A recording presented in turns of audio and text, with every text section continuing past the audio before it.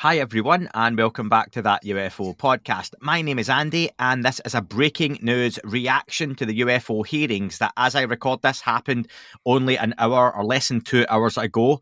Joining me for this one, I have author and known hater of UFOs and aliens, Graeme Rendall. Graeme, welcome. Hello Andy, thanks for that. And very much looking forward to this guest coming back on. You'll know him as TinyKlaus on Twitter, friend of Tom DeLonge, I think, to many of us. But yeah, Klaus, welcome back. Thanks, man. Good to be here.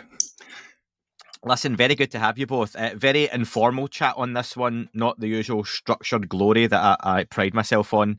I joke. Dan is travelling and between internet signals at the moment, and literally, again, as we record this, Tom DeLonge's retweet one of his t-shirt designs, so he's currently unconscious somewhere, trying to be revived by Elena, who's obviously travelling with, and their canine friend Lamb Chop as well. So Andy woke up ill, so double whammy. But Dan will be with me in a couple of days to record a breakdown and analyse the hearings, what happened afterwards, and get some big statements. This is a chance for us to get together and literally hot off the press talk about what happened. And I want to start this off by saying, you know, when you go to a comedy club and you have a great night, you laugh the whole time, and then the next day someone says, "Oh, what was the best joke?" and you can't really remember what was said, but you just know it was good.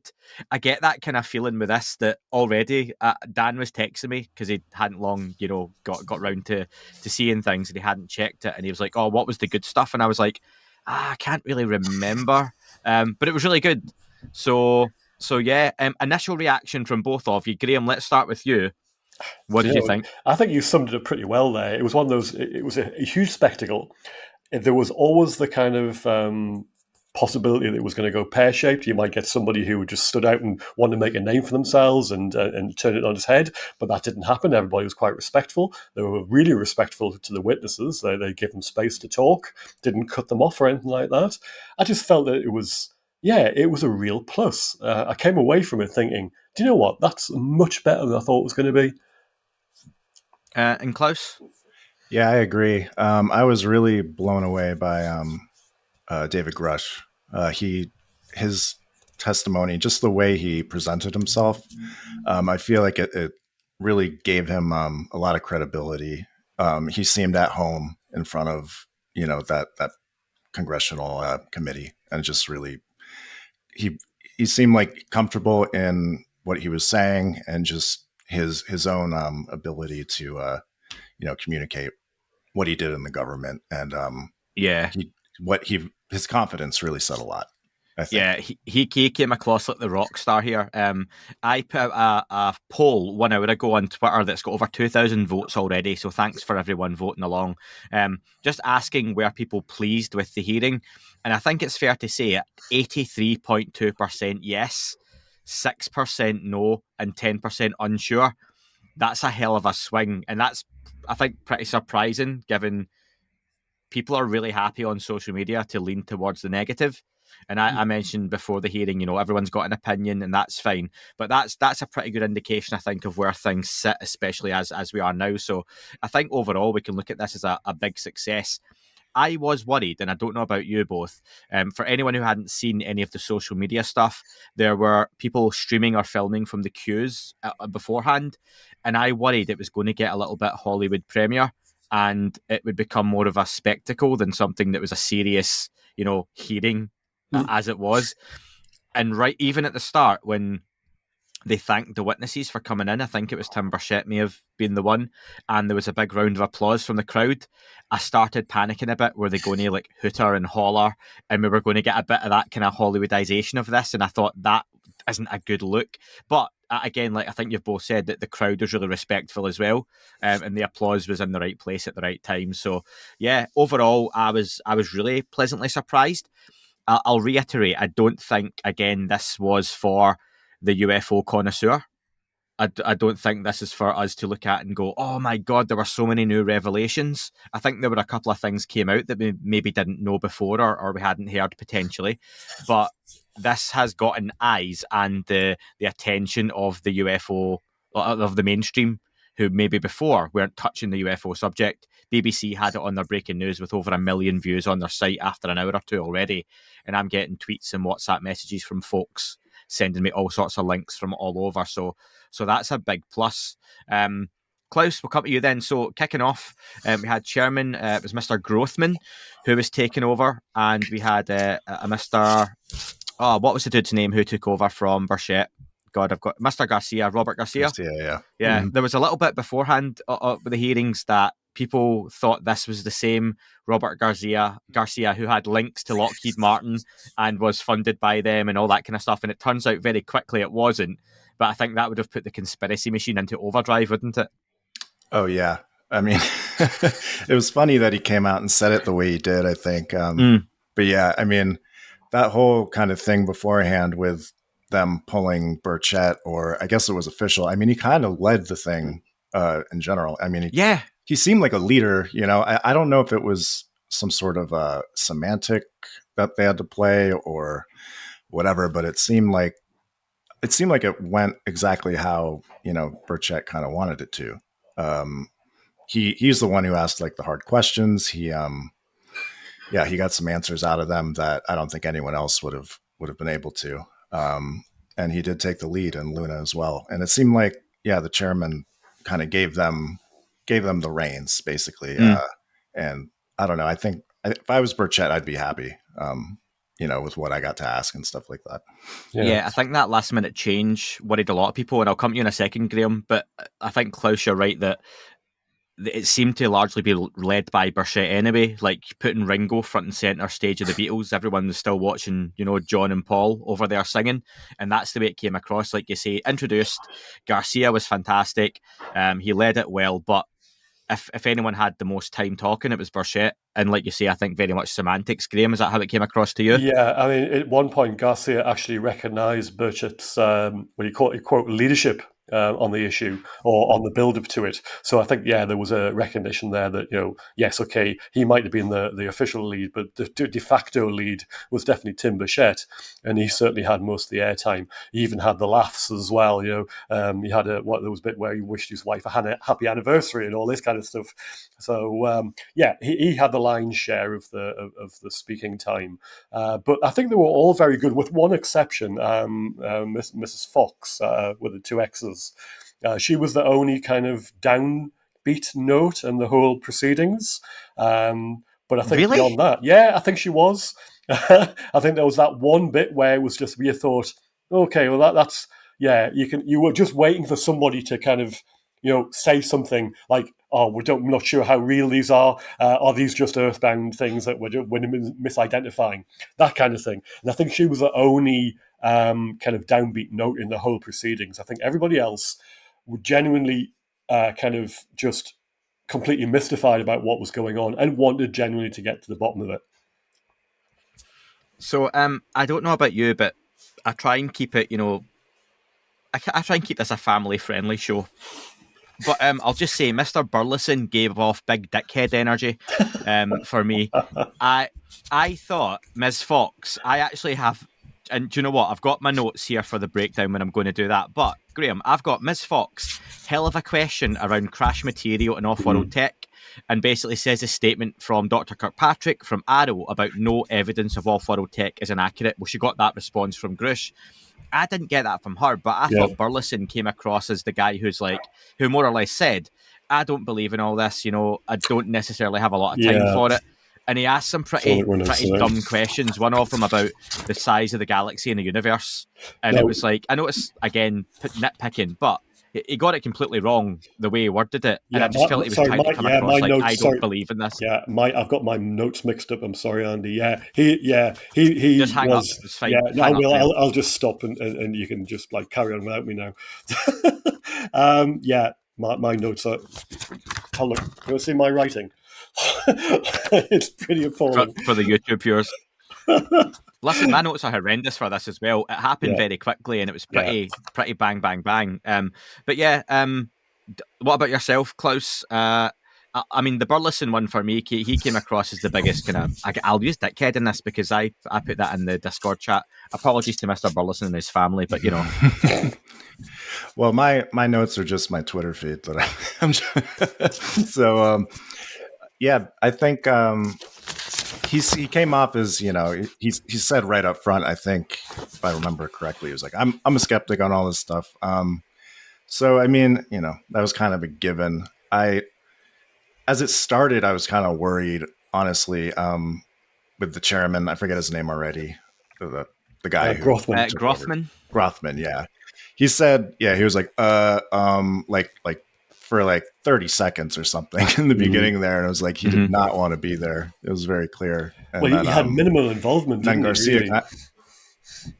yeah. I mean, it just seemed like he was there for just, I don't know, formality or something. But then to be fair, he said he had that interest as a kid, didn't he? It was like, you know, that was all he really said at the start was, you know, I read books in the library on flying saucers, lack of transparency was a distrust in officials on the topic, and then handed over to Burchett, who submit some statements from Jeremy Corbell and George Knapp, who, whatever you think of Jeremy Corbell, he managed to get himself front and centre.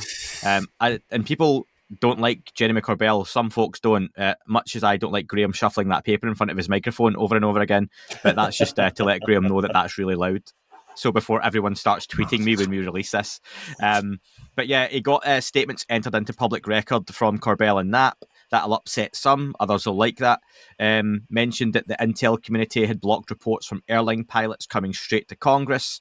And hopefully, and I think this is probably going to be my summary at the end as well, it's the beginning of many more hearings to come. Is that what you guys think? Definitely. Yeah, I think so. They can only build on that. That is literally the start of it. They alluded several times to the fact that they needed more, more of these kind of things. So yeah, definitely.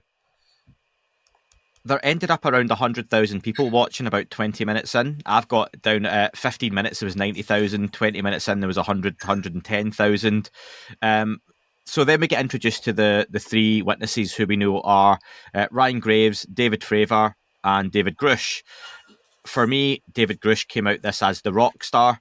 I think as sensational as his claims were on the News Nation piece, where he said a lot of this with Ross Coulthart and Bryce Zabel in there as well, doing some of that work through Need to Know, I think Grusch came across incredibly well here. I think it was mentioned previously when folks talked about how he spoke. He's got an autism that potentially it affects how he speaks, or it gives an affliction as to how he speaks. He's so confident and so eloquent. And like you say, Klaus, he's so assured of how he speaks and his knowledge off the top of his head. And Graeme, I praise you for stuff like this when it comes to historical UFO sightings and rhyming off numbers, names and dates. Grusch's knowledge of what he could and couldn't say and the context as to why he was unwavering. And you could see why a guy like that had the position he did, briefing presidents on the things he did. He wasn't giving an inch, was he, where he didn't have to, but or didn't want to. But he took things right to the line, I felt. And again, it's that age-old, he gave a lot of I can't answer that. But the fact there were other questions he very quickly said no to, you can totally read behind the lines of the I can't answer it. Klaus, I'll come to you first. Highlights from any of the witnesses. Yeah, that line of questioning with Rep Moskowitz about the IRAD, that was I couldn't really believe what I was hearing. And that was IRAD, about, was IRAD. Yeah, what is it called? Independent Research and Development. I'm a total layman, and the way that sounded to me was that the wording was something along the lines of companies, private contractors will overcharge the government deliberately for equipment and use the overcharged money to put away. Yeah, to fund IRAD programs, which are apparently just within the. I don't know the specifics. I know there's a guy on Twitter, Condor Man, who really goes into that kind of stuff, and I think it's very within the company. Like they basically give them money to develop something, and I guess there's minimal oversight because they're just developing within the company and not with. And then they every once in a while they come back and they're like, hey, this is what we came up with, I guess, with that money. or that program with our own money. I think that's how it works. But yeah, I'm not an expert in that whatsoever. But I think we're about to have several hundred experts of it online, oh because yes, as soon as that got mentioned, people were like, IRAD, IRAD, IRAD. And I was like, I have no idea what that is. one of those buzzwords. Yeah, it's about to hit the headlines. What about yourself, Graeme? What was jumping Well, out? just to go back to what you've just you and Klaus have been discussing there. I mean, remember the line from Independence Day about, you want to believe we spend $10 million on a hammer. That's the kind of thing that Yeah. they do. They bury these things away. The whole thing about some of the black projects, like the fabled Aurora spy plane, it was all to do with money being thrown at projects, but then not accounted for properly, or things being kind of diverted. Money that was spent on something then being diverted to something else. So yeah, it's quite feasible that they've squirreled money away because they've said it was to be spent on something else, or they've deliberately overinflated the amounts that they said they were having to spend on certain projects. So yeah, this is how they do it. And of course, Grusch said that he had specifics on how they do that kind of thing. What was the word he used? Tradecraft on how they do it. But he could only talk about it in a SCIF. And of course, that was the essential, the kind of narrative that ran through the whole proceedings, was that he had a lot more information that he could share, but it was only to be behind closed doors. And then the other side of the coin was that the people doing the questioning, the congressmen and women, they didn't have the necessary credentials to be in that SCIF, because that was the whole thing, the Burchett. And I think Luna said as well, is that right, Klaus? That Luna said that they tried to get into a SCIF, and they couldn't. They weren't allowed to. I think Burchett said something about having to jump through multiple hoops to get into it, into one as well, and it was just beyond them. So they're clearly lacking in the kind of political clout that they need in order to do the job properly. And I think that's maybe the only downside to this at the moment. Now, whether that gets remedied afterwards, I don't know. But that, to me, that was the major thing, that Grusch had a lot more information that he has tucked up in that brain of his. It's just that we can't get at it. Yeah, and Mr. Garcia, who was repping or chairing the event, he mentioned, interestingly, and again he said this at the start and he said this at the end, that we should never rule anything out when we're looking at this hearing. He mentioned Arrow and NASA both having found no evidence of extraterrestrial life, and then repeats that we should come into this hearing with an open mind. And he really seemed to be hinting at, even though we're hearing this, let's not keep anything off the table. And he finished his summary at the start with, a hearing was a new chapter and start for the UAP topic, and building on the past work done, which I thought was a nice touch. The three witnesses came in and they shared their stories as to who they were, their backgrounds. Ryan Graves, we know, was famously seeing the objects on radar. He talked about the Cuban side of a sphere on unidentified as well. David Fravor, famous for the Tic Tac story and seeing the Tic Tac up close, so as close as anyone got to it, obviously on Joe Rogan and stuff at the time. And then David Grusch, who is the kind of the newer speaker in the room, only kind of coming to prominence the last few months with Ross Coulthart and his News Nation piece. But like I said several times already, and I really think David Grusch is going to be a key figure going forward. He speaks incredibly well, and he mentions how him and his wife both suffered pushback for coming forward on this. And it's not been potentially easy. I don't think that's a surprise, is it? But still, it's not surprising to hear at all. It's not a surprise these kind of things happen, which is one of the reasons that we're having these hearings, to get this more and more out in the open. So yeah, some of the things that came out early on, we heard the kind of Tic Tac story being gone back over. I've got like I say, at this point, folks, this is reaction, so my notes are kind of all over the place here. David Grusch admitted that he had been put in fear of his life for coming forward with this. That Representative Luna was very quick to say, "Can we just make sure that that's people realise in the public that he's come forward and felt his life is threatened because of what he knows and what he's saying." So people really should respect this. Ryan Graves talked about the same objects have been detected worldwide wherever Navy operations are conducted. Again, not a surprise. And also, I think one of the big eyebrow raisers was the 2003 Vandenberg Air Force Base incident, where Boeing contractors saw a large red square leave the ocean hover over the facility for about 45 seconds and then left. Multiple witnesses, a large number of witnesses. It then happened again within 24 hours, and the object was described as being about the size of a football field. Pretty incredible sounding one. Were you expecting, Klaus, I'll come to you first, were you expecting that to come up? No, I wasn't. And it was cool to hear Ryan Graves talk about that. Because he's, usually like the flight safety guy and not like the stories kind of like that. But he really got into it. And that story is crazy. Just imagining how that would happen.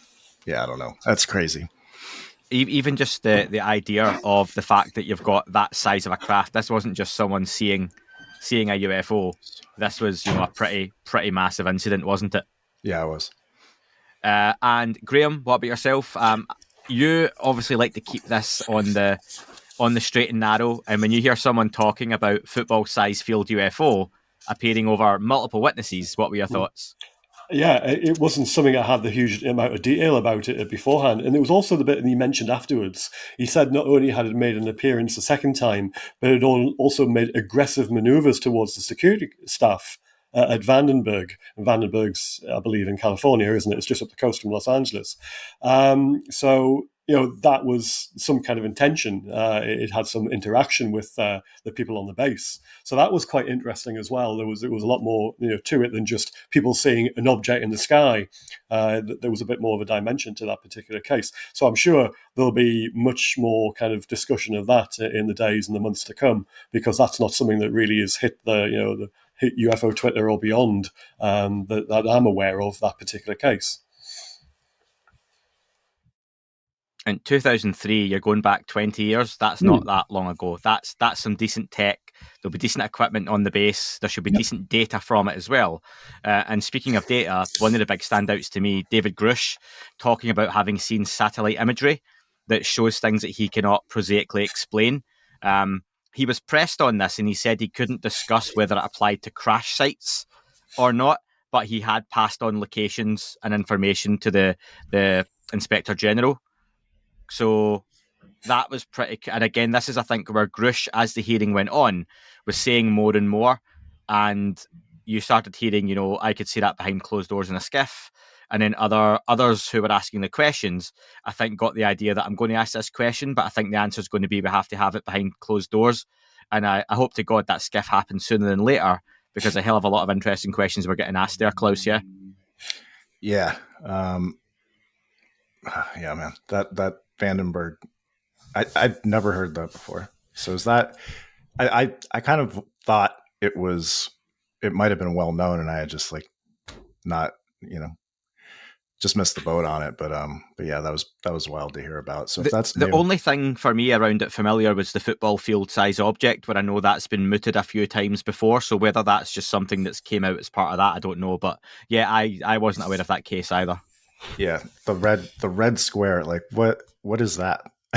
Yeah. I've never heard, and I'm not someone who kind of digs into individual cases. I'm more of a general, researching different aspects of it, but I'd never heard of that before, so I didn't know if that had been something I just missed. And but it sounds that sounds like a wild case. I got the feeling at this point, Tim Burchett had come back in a few times. The way this worked for anyone who hadn't seen the hearings was the people asking the questions were given 10 minutes. And for example, if Representative Luna used 7 minutes, she could yield 3 minutes back to someone else. And they all started giving Tim Burchett their available time, their additional time. So I think, like you said at the start, it really became, he had the reins on this. He was leading it, and he got the most speaking time. And again, just to slide in, folks, I know a lot of folks don't like his politics, but this wasn't what this was about. So, this was about UFOs, and you've got to let that kind of happen within that, which is totally fair. Burchett asked a whole load of questions at one point that I felt some of the stuff was taken from social media. I know they mentioned they were going to do that, and I think Luna done the same, where there were some questions, especially one around, if either of you can jog my memory, I never made a note of it, around non-human intelligences. Were they working in conjunction with foreign adversaries in a technology exchange program? And that was a point I went, I don't think, as much as that's a wow, what a great question, this wasn't the setting to ask that, was it? It Graeme, will wasn't. come to Yeah, you first. it wasn't, and it wasn't definitely wasn't a question I think they would have come up with on their own. And that again, that was one that jarred with me as well in terms of that's probably come from social media. But to be fair, it's something that they would like to ask it because it might be the only chance they think they might get. You have to consider it from that Yeah. angle that you've got in the back of your mind that yes, okay, we want other hearings, but who's to say that this might not be the last one? So the better to ask it now than later on, and when we don't have a chance, or to these three gentlemen. Who Grusch might be in the position to be able to answer that. So therefore, they took their chance. So I can see why they went for it. But you're right. There were some of the questions sort of like, you thought, okay, I can almost see the person who's sort of asked that question in the first place, and it doesn't come, and it's not you, it's somebody else on Twitter. So yeah. Klaus? Yeah, that was a weird one. I mean, because those kind of questions I feel like are assuming a lot. You're kind of assuming that they have human-like intentions if they're working working with government officials on something. And I think Grusch was very adamant to stay away from that. They asked him why he liked to use the phrase non-human intelligence, and he said he'd like to keep an open mind about what this might be, as opposed to extraterrestrial or alien or anything like that. And I think that's a really smart way to go about it, because I think there's a lot to this that we might not even understand or be able to understand right now. But that's another conversation. But yeah, I think it's good to not generalize and kind of like sci-fi tropes and at this point, at least. I don't know. Yeah, there's a line, isn't there? And I'm glad we stayed away from abductions and things like that. And again, that's not to say there's not a time and place for that conversation down the line, but it isn't yet in what is the first of hopefully many of these hearings. David Grusch used a great, not analogy, but description later of talking about it was something to do with dimensional travel or whatever it was. And the way he described it was that he had read a paper that, a 3D object like yourself, imagine your shadow being projected onto a 2D image, and that another species or whatever being able to travel between the 3D object to the 2D shadow. And I think it was when Burleson was talking, and he was like, so you've seen that? And he's like, no, it was a hypothetical paper, but these are the kind of things that are being discussed. And I just thought that's Graeme, where I was thinking Grusch has got a lot of things in his head that he's not said yet. And I would love to hear him talk longer, but I get the issue that that's going to be behind closed doors and not to the public. Yeah, we're not going to ever, likely in my lifetime, ever get to hear that kind of information. I think we'll be very, very surprised if that ever comes out. That or anything else that he says has to be behind closed doors in terms of a discussion. If any of that comes out, in the next few years. And the people who then hear it are bound by the same kind of restrictions.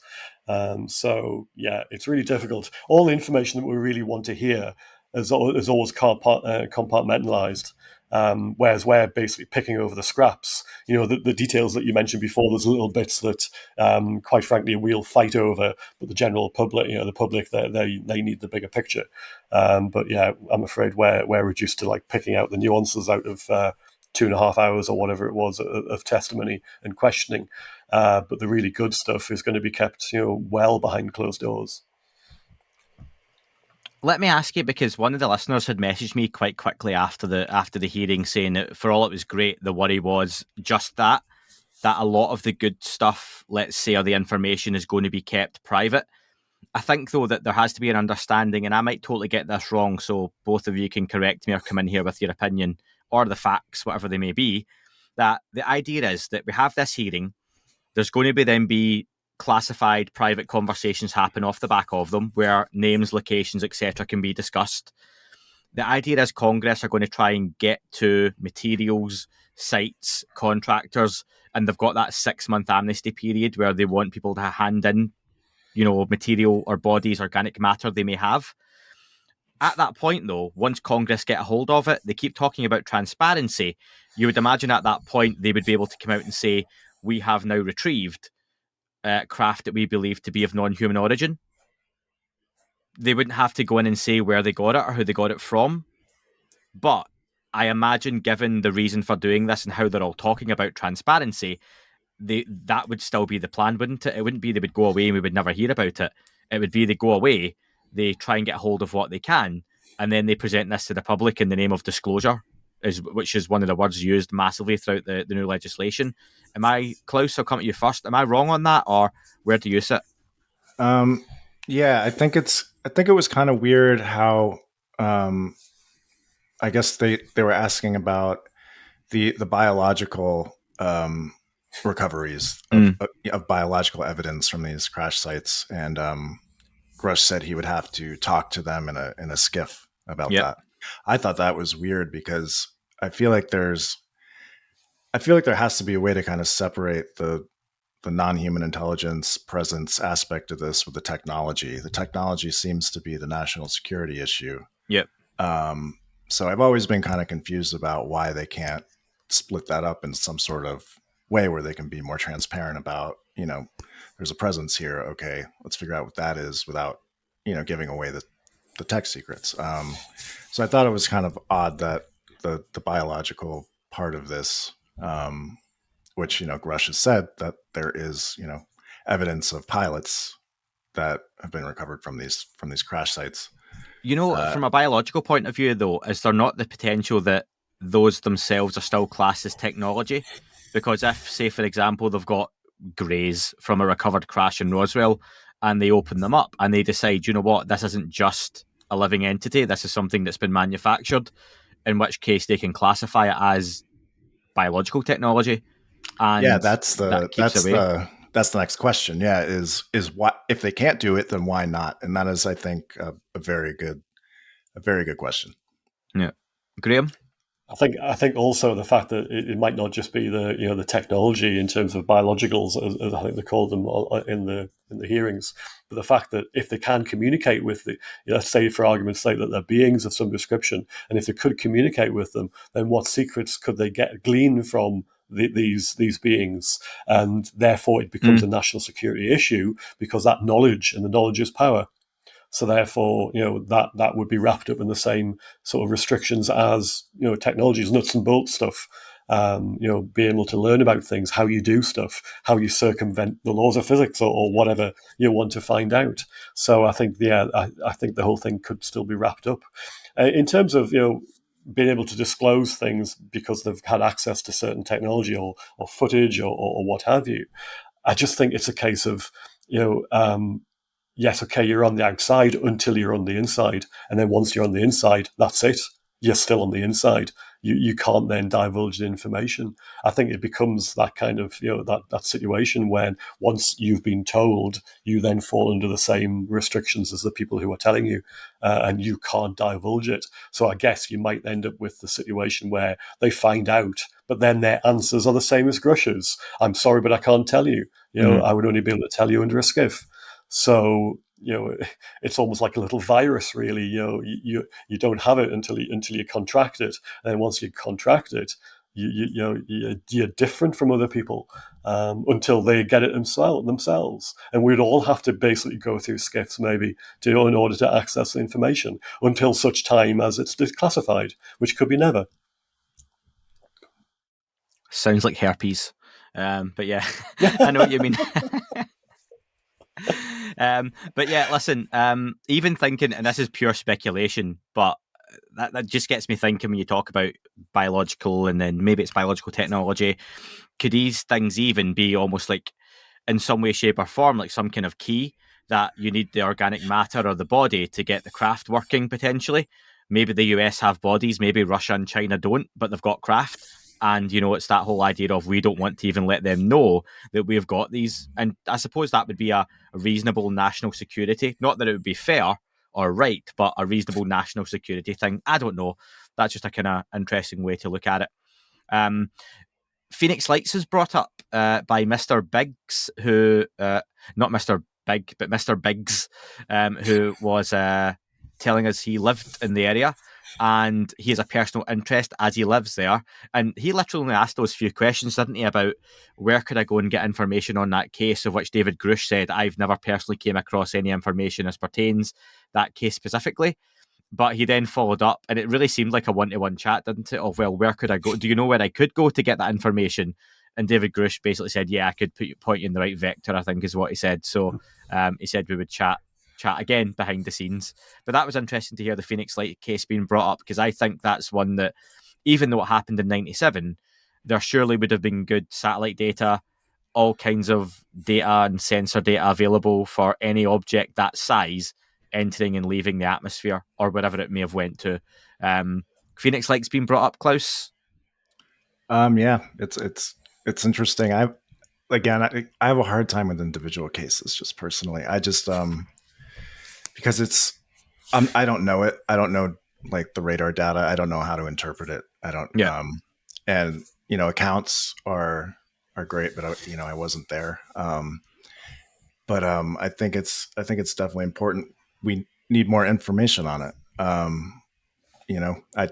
That's basically where I'm at with those kind of historical cases. Is everything's been put out there that can be put out there, and like with Bob Lazar too. Like it's hard to go back and revisit that stuff for me personally, but I think it's definitely important, and I think for this, it's definitely a mass sighting would definitely move the needle. So I think if something like that were to happen again, it would be a huge deal. Be massive. And Graeme, Phoenix Lights, you're the history buff. 97's almost modern day compared to what you write about. It might as well be. I was wondering whether somebody else was going to bring up Roswell or something like that, or even Malmstrom, just the thing that was discussed in the previous hearings. It just seemed. It wasn't a downbeat note, but it just seemed to like derail things a bit, because it was, as Klaus says, it was a specific case, and I don't think it made the discussion go forward any. And of course, out of the three people, Grusch was the only one that was likely to know anything about it beyond what's in the public domain, and even he then couldn't. He then said, I believe, that he didn't know anything beyond what he'd seen publicly. So there was nothing really that could add to it. Fravor wasn't there. So he doesn't know anything. He wasn't even Air Force. He was U.S. Navy, and the same with Graves as well. So they didn't have any real input into that particular line of questioning. I can understand from the gentleman's concerned about his desire to try and find out what was going on, because that was in his area. But really, it sort of derailed the process just for a few minutes, I felt. Any more big call-outs? We're going to wrap up soon, because, like I say, we're literally just reacting to this as it's happened, and we've had no time to process it. But either of you, any big call-outs we've not touched on yet? Yeah, the part where Burchett asked, he asked Grusch if anyone had been murdered. Yeah. That was pretty intense. And yeah, I think the quote from Grusch's answer was, "I directed people with that knowledge to the appropriate authorities." So that's, I think, something to keep an eye on. Yeah, that's huge. Yeah, that is one thing that, if there comes a point of, and I think this was touched on in the legislation, wasn't it, that people will get a pass if they have harbored technology, harbored organic material, under special access programs in the name of whatever. But if people have committed criminal acts, and I think it's very much aimed at that murder, and Scottish accent, murder, okay, murder or murder, any of those, for pick your poison, then yeah, that's pretty inadmissible, isn't it? And that's not something they're going to say, yeah, you've gave us the bodies, so we'll let you off with the people you threw off of balconies who accidentally shot themselves in the back of the head 5 times, I think is what Mr. Burchett likes to say, isn't it? Russian window disease or something. Yeah, as he says, yeah.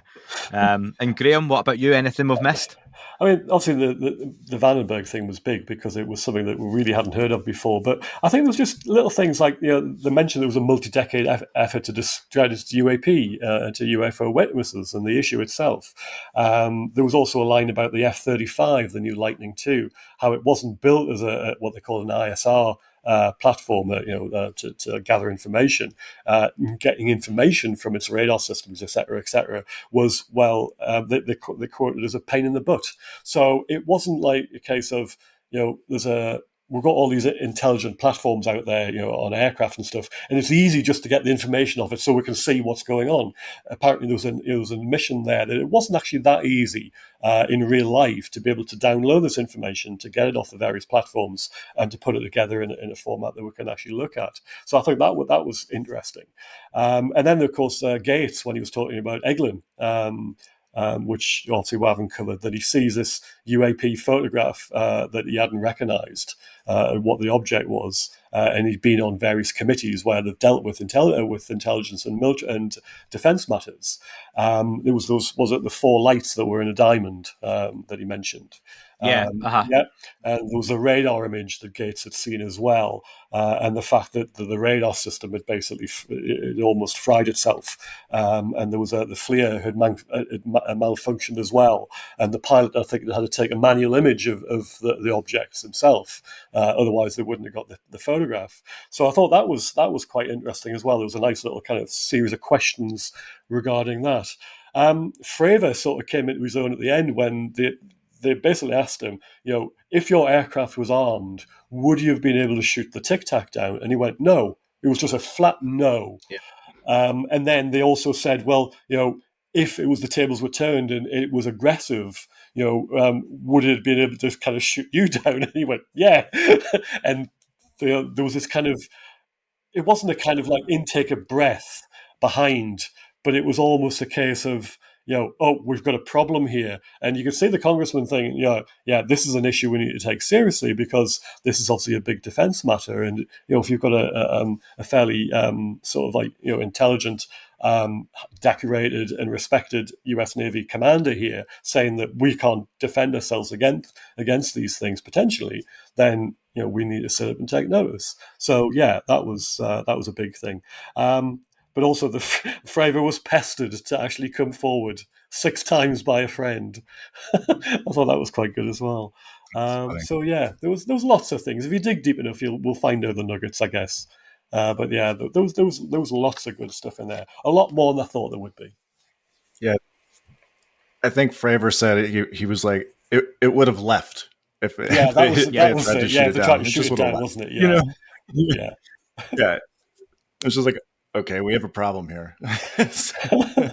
Yeah. So overall, I think we're all saying this was a real success and a real win.